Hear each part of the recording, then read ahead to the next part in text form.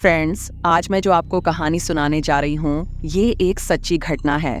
ये कहानी है पुणे शहर में रहने वाली 19 साल की लड़की की, जो अपनी मौत के 5 साल बाद अपने परिवार से मिलने के लिए 7 बार घर आई थी। इस कहानी को सुनकर आपके पैरों तले जमीन खिसक जाएगी। ये ऐसी कहानी है जो आपको झकझोर कर रख देगी।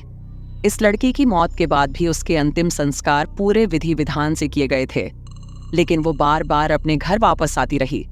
कुछ लोगों को ये यकीन नहीं होगा कि क्या वाकई कोई मरने के बाद वापस घर आ सकता है। आपने सुना होगा कि शरीर भले ही मर जाता है, लेकिन आत्मा नहीं मरती, वो भटकती रहती है और उसे मोक्ष नहीं मिलता। ऐसे भटकती आत्माओं को हम भूत या प्रेत कहते हैं। और ऐसी ही एक घटना पुणे शहर में घटी। तो चलिए शुरू करते हैं ये कहानी। विशाल 25 साल का एक पढ़ा लिखा लड़का था, जो गांव से कंस्ट्रक्शन के काम के सिलसिले में पुणे आया था और वहां के कंस्ट्रक्शन कंपनी में उसे नई नई नौकरी मिली थी। एक रात विशाल बहुत देर तक काम कर रहा था। अब रात के 12 बज गए थे। उसने अपना काम खत्म किया। उसके साथ उसके और भी दोस्त थे। रात काफी डरावनी थी। सड़क सुनसान थी और स्ट्रीट लाइट भी मंद मंद जल रही थी। वो और उसके कंपनी के कुछ दोस्त अपना काम खत्म करके एक गेट से बाहर निकले। उसने गेट के बाहर एक स्टॉल देखा। वहां सबने नॉनवेज खाया। खाने के बाद विशाल ने अपने दोस्तों से कहा, अरे यार, मुझे अपने गांव की बहुत याद आ रही है। तुम लोग अपने कमरे में चले जाओ, मैं अभी गांव के लिए निकल रहा हूँ। कल सुबह कंपनी आ जाऊंगा। दोस्तों ने कहा, हाँ विशाल, तुम जल्दी गांव के लिए निकल जा, बहुत देर हो चुकी है, कहीं ज्यादा देर ना हो जाए तुम्हें घर पहुंचने में। विशाल ने सबको अलविदा कहा और गांव के लिए निकल पड़ा। उसका गांव पुणे शहर से कुछ दूरी पर था। विशाल ने अपनी बाइक स्टार्ट की। हल्की बारिश हो रही थी और सड़क भी सुनसान और डरावनी सी लग रही थी। थोड़ी ही देर में विशाल की बाइक के साथ कुछ गड़बड़ हो गई। उसने आगे देखा तो उसे एक पुल दिखा, जिसे दांडेकर पुल कहा जाता है। उसने देखा कि पुल के ठीक बगल में एक पीपल का पेड़ है। उसने अपनी बाइक वहीं खड़ी की और नीचे उतरकर उसे ठीक करने लगा। बाइक ठीक होते ही उसकी नज़र सामने एक पीपल के पेड़ के नीचे खड़ी लड़की के पास गई। वो बहुत ही खूबसूरत थी। इस लड़की को रात के इस समय अकेले खड़ा देखकर उसे कुछ अजीब लगा। उसे लगा शायद वो लड़की किसी परेशानी में है। क्या मैं किसी तरह उसकी मदद कर सकता हूँ? ये सोचते हुए विशाल ने लड़की को आवाज़ लगाई, दीदी, रात के इस समय आपको ना तो कोई रिक्शा मिलेगा और ना ही बस।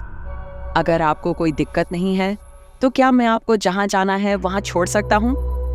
लड़की ने सिर हिलाया और हाँ में जवाब दिया। विशाल ने अपनी बाइक को थोड़ा आगे बढ़ाया। जब विशाल ने लड़की को ठीक से देखा तो वो उसे देखकर हैरान रह गया। लड़की के पैर नहीं थे। वो अपनी बैसाखी के सहारे आगे आई और उसके पीछे बैठ गई। विशाल ने पूछा, दीदी, आपको कहाँ जाना है? उस लड़की ने जवाब दिया, मैं पुणे की ही रहने वाली हूँ, मुझे यही पास में ही थायरी गांव जाना है। हल्की बारिश हो रही थी और एक अपंग लड़की उसके पीछे बैठी थी, इसलिए विशाल बाइक बहुत सावधानी से चला रहा था ताकि रास्ते में कोई गड्ढा ना आए और पीछे बैठी लड़की न गिर जाए। वो दोनों दांडेकर पुल से निकले और थायरी गांव पहुंच गए।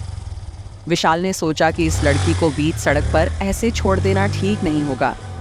बेचारी लड़की अपंग है, इसलिए विशाल ने लड़की से पूछा, दीदी, मैं थायरी गांव आ गया हूँ, यहाँ आपका घर कहाँ है? मैं आपको वहाँ छोड़ दूंगा। लड़की ने अपना घर का पता बताया। विशाल उसे उसके बताए रास्ते से उसके घर लेकर गया। विशाल ने अपनी बाइक उसके घर के पास रोक दी। लड़की बाइक से उतरी। अब यहीं से कहानी बहुत डरावनी हो जाती है। लड़की विशाल से कहती है कि मेरे पिता इस बिल्डिंग के 4थे माले पर फ्लैट नंबर 415 में रहते हैं। आप जाकर उन्हें बुलाएं ताकि वो मुझे ऊपर जाने में मदद कर सकें। विशाल ने लड़की से वहीं इंतजार करने को कहा। चूंकि बिल्डिंग में लिफ्ट नहीं थी, इसलिए वो दौड़ते हुए सीढ़ियां चढ़कर 4थे माले पर पहुंचा। हाँफते हाँफते उसने कमरा नंबर 415 का दरवाजा बजाया, लेकिन किसी ने दरवाजा नहीं खोला। विशाल ने फिर से दरवाजा बजाया। तभी एक 55 साल के आदमी ने दरवाजा खोला। उसने विशाल को अंदर बुलाया। विशाल ने कहा, चाचा जी, मैं बाद में अंदर आऊँगा, पहले आप मेरे साथ नीचे आइए। आपकी बेटी नीचे वहाँ खड़ी है। मुझे वो पुणे में दांडेकर पुल है ना, उसके पीछे एक पीपल के पेड़ के नीचे वो अकेले खड़ी थी। मैंने उससे इस जगह का पता पूछा और मैं उसे अपने साथ यहाँ लाया हूँ। आप जल्दी मेरे साथ नीचे आइए, हम उसे ऊपर ले जाएंगे। चाचा ने कहा, ठीक है, थोड़ा इंतजार करो। ये कहकर वो अंदर चले गए। वो अंदर से एक गिलास पानी लेकर आए और विशाल को दिया और कहा, बेटा पहले पानी पी लो। इतनी दूर से आने के बाद चौथा माला चढ़कर तुम पसीने से भीग गए हो और हाँफ रहे हो। विशाल ने पानी का गिलास उठाया। पानी पीने के बाद विशाल ने चाचा से कारण पूछा। चाचा ने दीवार पर लगी तस्वीर की तरफ इशारा किया और कहा, क्या ये वो लड़की है जिसे तुम अपने साथ लाए हो? विशाल उस लड़की को देखकर चौंक गया। उसकी तस्वीर पर एक माला लगी हुई थी। चाचा ने कहा, इस लड़की को मरे हुए 5 साल हो गए हैं। मरने के बाद वो अब तक 6 लोगों को घर ले आई है और तुम 7वें हो। वो 7 बार नए लोगों को घर ले आई है। ये सब सुनकर विशाल के पैर फिसल गए और उसने सोचना शुरू कर दिया कि मैंने एक मरे हुए शव को अपने साथ घर लाया है। मैंने एक मरी हुई प्रेत आत्मा को अपने बाइक के पीछे बिठाकर यहाँ तक ले आया हूँ। विशाल डर से कांपने लगा और सोचा कि यहाँ से निकलना ही अच्छा है। उसने जल्दी से सीढ़ियाँ उतरना शुरू कर दिया। जब वो नीचे पहुँचा तो उसने देखा कि वो अपंग लड़की जिसे उसने अपनी बाइक पर बिठाया था वो अब कहीं नहीं थी। लड़की वहाँ से गायब हो गई थी। उसे डर लगा। उसने अपनी बाइक स्टार्ट की और जल्दी से वहाँ से निकल गया और अपने घर पहुँच गया। घर पहुँचकर उसे इतना तेज बुखार आया कि उसे अस्पताल में भर्ती होना पड़ा।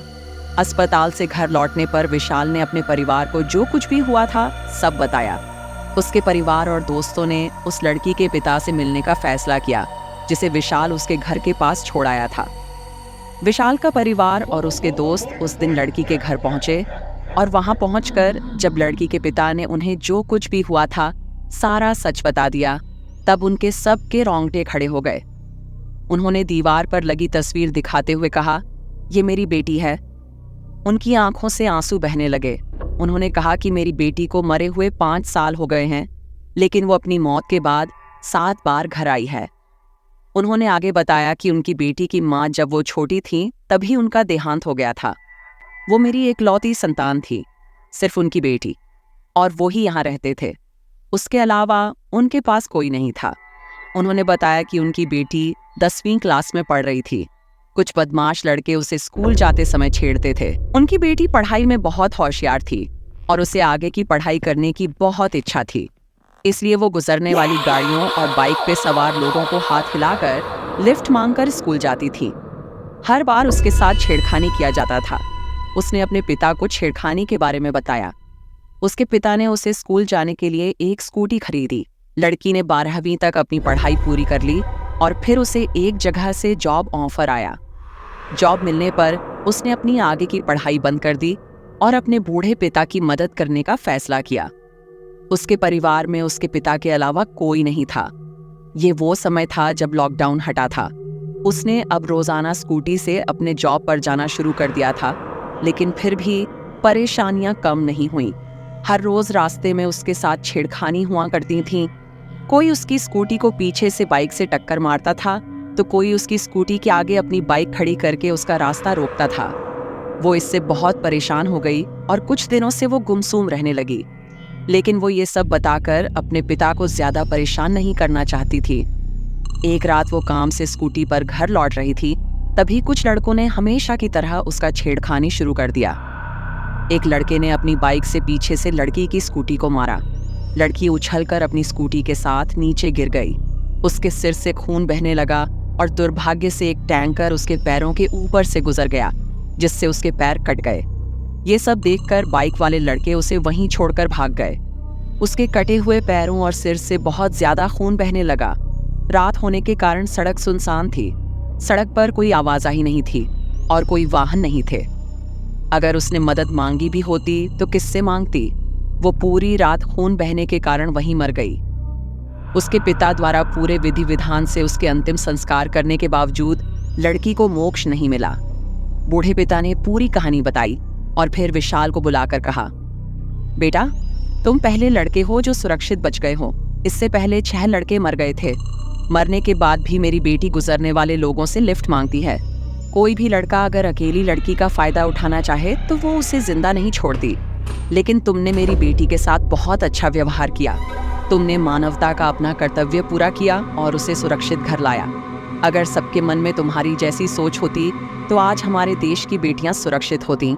दोस्तों, मैंने सुना है कि आज भी वो लड़की पुणे में दांडेकर पुल के पीछे उस पीपल के पेड़ के पास दिखाई देती है और गुजरने वाले लोगों से लिफ्ट मांगती है, और अगर कोई उसका छेड़खानी करे तो वो उसे अपना शिकार बनाकर मार देती है।